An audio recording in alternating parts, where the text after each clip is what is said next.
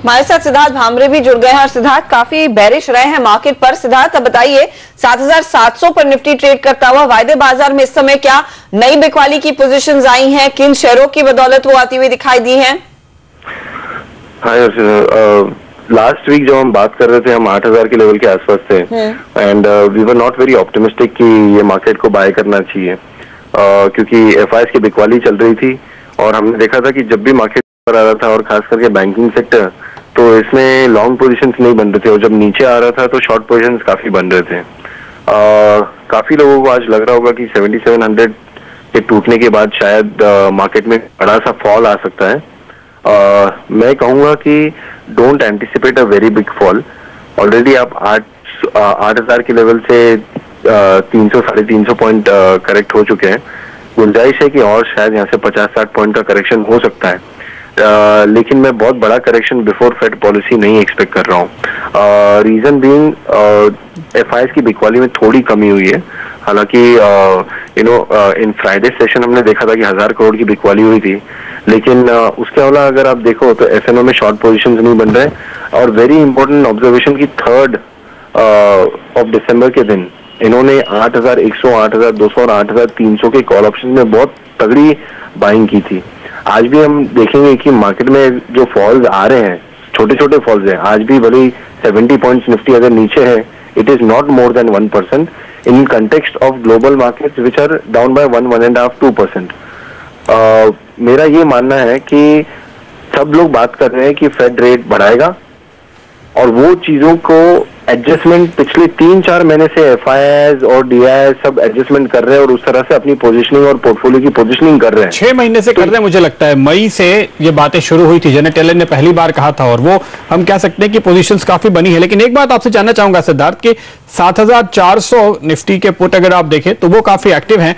हालांकि इसमें इजाफा है, अगर आप देखें करीब 47% से दाम बढ़े हैं, तो यानी ये पुट की बाइंग हो रही है हेजिंग के नजरिए से या राइटिंग हो रही है, इसको किस तरह आप देखेंगे?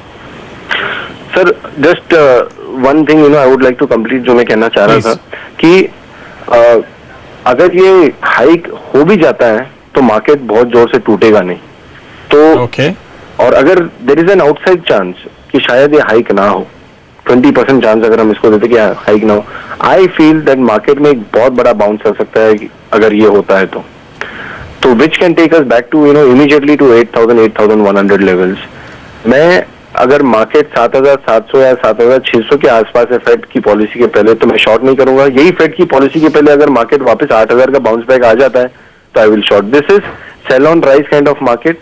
8,000 के पास सेल करना चाहिए था, 7,650 के आसपास सेल नहीं करना चाहिए। और जहां तक आपका जो प्रश्न था 7,400 के पुट ऑप्शन के, इसमें कल तक मार्केट में जो करेक्शन आ रहा था हमने देखा कि इम्प्लाइड वोलेटिलिटी नहीं बढ़ी थी। आज भी इम्प्लाइड वोलेटिलिटी में बहुत खासा परिवर्तन नहीं है।